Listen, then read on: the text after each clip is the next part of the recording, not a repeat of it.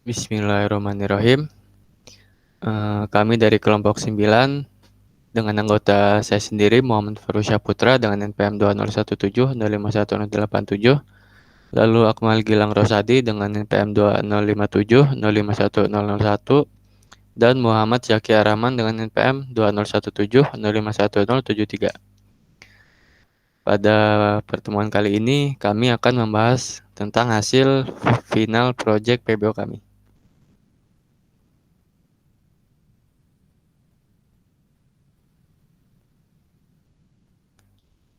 Untuk yang pertama, untuk hasil runningnya itu di sini terdapat beberapa menu. Yang pertama itu menu untuk memasukkan data individu, lalu perusahaan. Berikutnya yang terakhir itu transaksi tambah saldo baik maupun tarik saldo. Data yang dimasukkan ini akan dimasukkan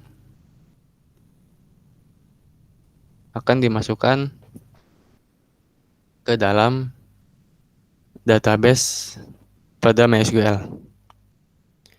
Berikut data yang telah saya tambahkan dengan ID nasabah 100001 untuk tabel individu, lalu untuk tabel perusahaan dengan ID nasabah 100002.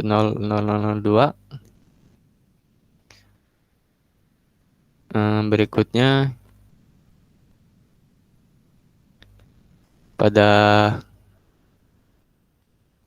kelas data model nasabah itu terdapat public void data nasabah individu untuk menambahkan data pada tabel individu, di mana data yang ditambahkan itu berupa nasabah ID, nama, alamat, lalu NIK, NPWP, nomor rekening, saldo. Berikutnya public void data nasabah untuk perusahaan, di mana di sini akan ditambahkan nasabah ID, nama, alamat, NIB, nomor rekening perusahaan, saldo, dan nasabah ID. Berikutnya public get rekening untuk menampilkan data nasabah, data rekening, lalu public next nasabah ID, dan public next nomor rekening untuk menampilkan data selanjutnya. Lalu public void data rekening untuk menambahkan hasil rekening yang ada di dalam tabel. Lalu public void update saldo untuk mengupdate jika di dalam tabel terdapat perubahan. Berikutnya pada tabel individu ini merupakan subclass dari parent class nasabah. Terdapat public class individu, lalu terdapat konstruktor ini, lalu konstruktor yang kedua terdapat ini.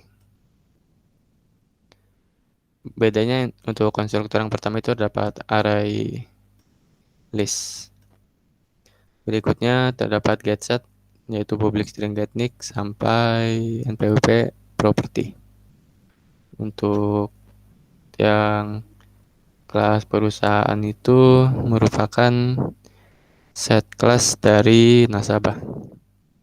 Terdapat public kelas perusahaan, lalu terdapat konstruktor juga, dan getSet. Lalu yang ketiga itu rekening. Terdapat private integer property dan private double property. Sebagai property, berikutnya public rekening, lalu getSet, dan beberapa metode, yaitu public void tambah saldo dan public void tarik saldo. Berikutnya akan dijelaskan kepada anggota yang lain.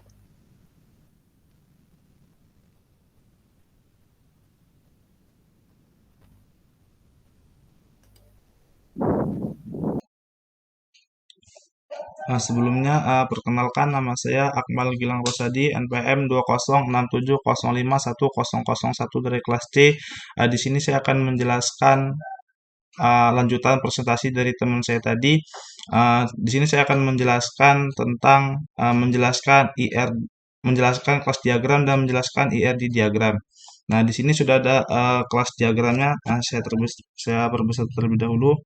Di sini ada ada kelas diagram dan memiliki 4 entitas, yaitu ada nasabah, ada rekening, ada individu, ada perusahaan. Nah, dari 4 entitas ini, nasabah dengan individu dia memiliki hubungan, yaitu one to one, sama seperti entity nasabah dan juga perusahaan memiliki hubungan one to one juga. Nah, sedangkan entity nasabah dan rekening ini dan memiliki hubungan, yaitu one to many, yang artinya adalah nasabah bisa membuka atau memiliki lebih dari satu rekening seperti itu. Nah, di sini kemudian saya akan menjelaskan IRD diagramnya. Kita buka GitHub.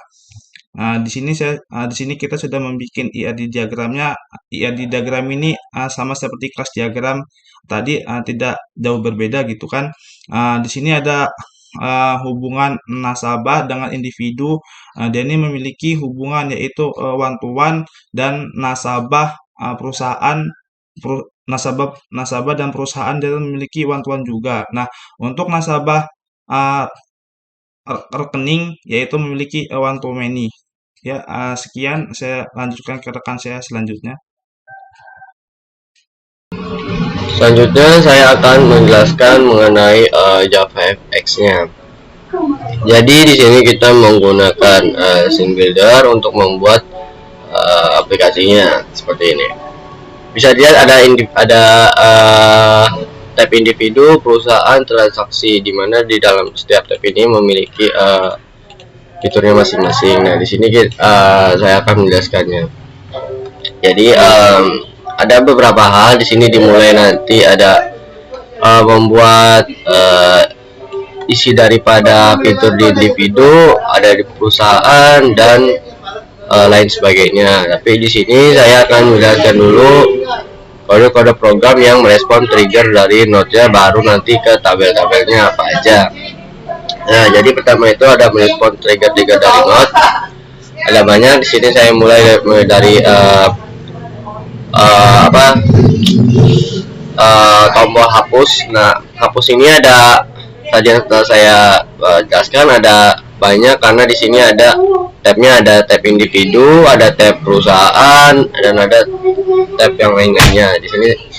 Tapi kerjanya tetap sama, yaitu untuk menghapus. Jadi di sini misalnya dihapus individu saja ya, saya fokus dihapus individu karena sama.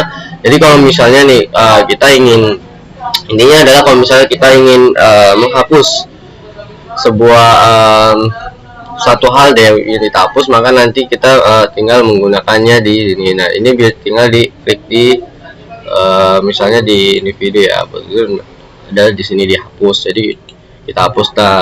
Nah, ini berlaku kalau misalnya nanti ada yang bisa kita hapus. Kalau misalnya kita nggak bisa kita hapus, maka nanti nol, dia tidak ada yang bisa dihapus seperti itu. Dan ini pun sama, hapus. Kemudian ada yang namanya muat ulang. Nah, di sini tombol muat ulang itu intinya gunanya untuk memuat ulang apa saja yang telah terdaftar di nasabah-nasabah kita yang telah diisi seperti itu. Yang muat ulang yang di perusahaan juga sama. Jadi selanjutnya ke tambah nasabah ya. Nah, jadi untuk nambah nasabah di sini kita akan membuat objek baru tentu saja, karena kita kan akan menambah nasabah baru. Nah, di sini kita akan mengisi saja apa saja yang keperluan di nasabah tadi. Kan di sini keperluannya ada ID-nya, nama, alamat, dan lain sebagainya.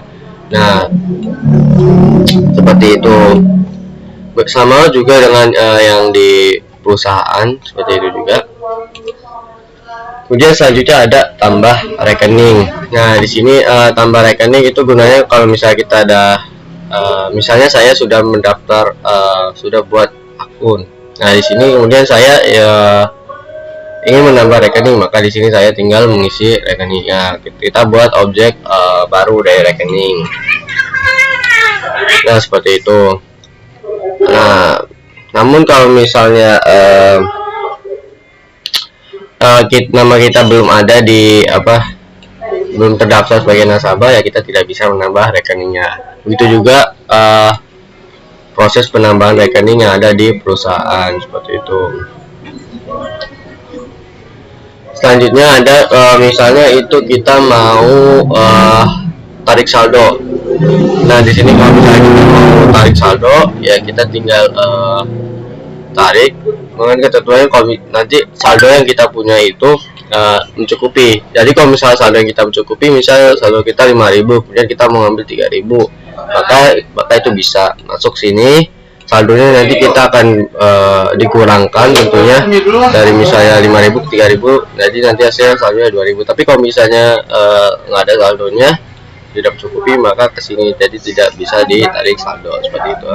Nanti kalau udah saldonya itu akan terhapus sendiri, seperti itu.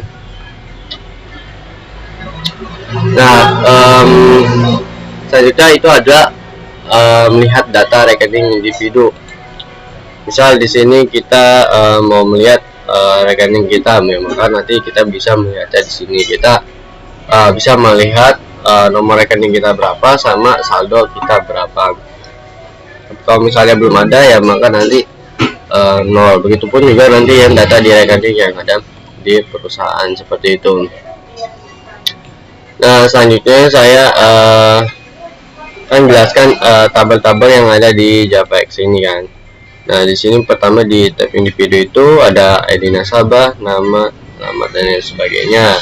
Di sini kita membuatnya di sini. Jadi ini perlu melihat tabelnya dulu. Apa aja, yaitu tabel di tab individu dengan namanya ada tabel nasabah individu. Nah, kemudian ada juga tabel ID-nya, kemudian namanya, kemudian alamatnya, seperti itu. Dan sesuai dengan keperluan ininya ya, di belakannya. Kalau misalnya mau ID ya integer, kalau string, kalau mau yang lain sesuai keperluannya masing-masing, seperti itu. Dan selanjutnya itu ada yang di perusahaan. Nah, seperti ini. Nah, di perusahaan itu juga dia ada seperti ini, ada tabel view perusahaan, tabel perusahaan. Nah, di sini ada ID nasabah perusahaannya, kemudian ada alamatnya, kemudian nama, kemudian NIB-nya karena kan dia perusahaan, kemudian nanti ada tabel nomor rekening, saldo, seperti itu. Yang kurang lebih seperti itu. Nah, berikut ini ada juga yang tambah saldonya, dan ada yang tarik saldonya, seperti itu. Nah, jadi itu saja yang dijelaskan. Terima kasih.